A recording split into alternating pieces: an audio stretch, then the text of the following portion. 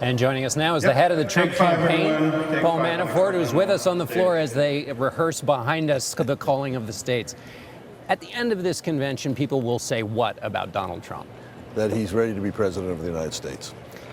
The question his critics raise is, does he have the temperament for the job? When he's alone making those tough calls, how do you fix that question? Well, I think we're going to see more of the man. I mean, they've seen him on the campaign trail, but they haven't seen him in the back, in the boardrooms. They haven't seen him up close and personal. They have a perspective of the man, but this convention is going to focus on the whole part of the personality. How will it do that? Well, it's going to be a very personal convention. I mean, you're going to have his family speaking. You're going to have friends who have known him speaking. You're going to have people who have worked with him, both inside the company and outside of the company. And so you're going to see how he's built his successful empire. You're going to see how he's taking care of people who, he just meets, through newspaper stories he reads about, and has that sense of community and sense of philanthropy. So you're going to get a broader perspective of the man. Is this Donald Trump's convention or the Republican convention? Well, it's both, but this is clearly going to be Donald Trump's convention. The delegates on the floor are going to be his delegates. More importantly, the message is going to be his. The platform that was passed on in this past week that'll be adopted by the convention has his clear imprint on what is the framework of principles that the Republican Party has had for many years, but the Trump stamp is on that platform. So it's a combination of both, but this is a Donald Trump convention. And so in that regard, is Donald Trump reshaping the Republican Party or the head of it? Well, I think a little bit of both. I mean, I think that he campaigned on specific messages of change. He talked about some things that, like building a wall, stopping immigration, taking a different perspective on trade to get better trade deals and try and keep American jobs here. So in those areas, there's going to be a evolution. But in other areas, to talk about the failed Clinton and Obama foreign policy, the problems that ISIS presents as a threat to the country. I mean, all Republicans agree with that. Frankly, all Americans do. When he announced his pick, Mike Pence, his number 2 on the ticket, he said, frankly, it's about party unity. What does that mean? Well, a couple of months ago when he announced his beginning of the process of VP selection, he said several things. He said he wants somebody who has the experience to be president as his vice president.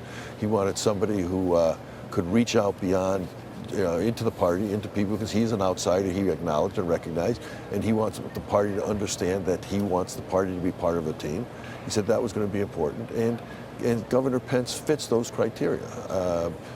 And so when he announced Governor Pence, he acknowledged the record, not just as governor, which has been very successful, where as governor, Mike Pence basically did the kind of things for Indiana that Donald Trump is talking about doing for the United States. When I've talked to activists this week and party leaders, they say Mike Pence stabilizes Trump. How does he do that? Well, I don't know that he stabilizes Donald Trump, but he complements Donald Trump. I mean, the two of them have the same view on all of the key issues of this country, but at the same time, Pence brings a different perspective. Pence has been part of Washington. He understands how to work in Washington, and he'll be a real partner for Trump as Trump comes in to break the gridlock, which is what's paralyzing our country. Governor Pence said about the temporary ban on Muslim immigration, he said it was offensive and unconstitutional. Did he misunderstand what Donald Trump believed, or has Donald Trump changed his position on that? I think they both, I mean, we're dealing in rhetoric here. Donald Trump's position on immigration is that the world is a mess. Terrorism is rampant internationally. People want to come here and destabilize our country. And he said in terrorist areas, geographic areas that are historically filled with rebellion, we have to put a temporary suspension until we figure out what's going on. And once we figure it out, we then have to have a vetting process so we know who we're letting in. That Governor Pence 100% agrees with. But originally he said Muslim. He didn't say terrorist areas. And so the question is this an evolution for Donald Trump, or where are we on the eve of the convention? I think it's a deeper articulation of his position.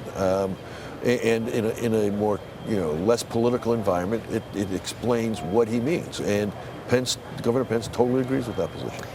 Reince Priebus, chairman of the party, said Donald Trump is going to go on an outreach tour of African-American and Hispanic areas. Where's he going to go, and what's he going to do? Well, we're putting the specific schedule together, but the point that Chairman Priebus was making is that we are not isolating our campaign to just segments of the population. We're going to be focusing on all elements of society. We think Black America is suffering more under Obama than it did before he became president.